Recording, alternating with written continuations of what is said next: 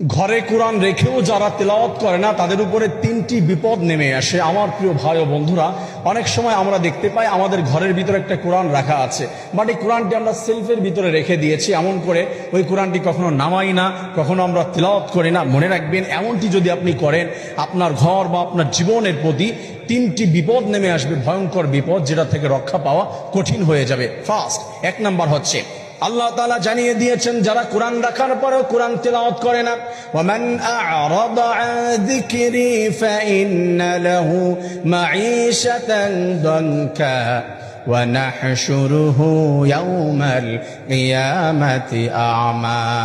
এক নাম্বার হলো, আল্লাহ তাআলা বলেছেন জীবনকে আল্লাহ সংকীর্ণ বানিয়ে দেয়।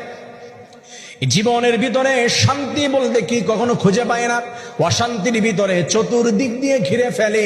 রব্বুল আলামিন জানিয়ে দিলেন, আর কুরআনুল কারীম তাদের জন্য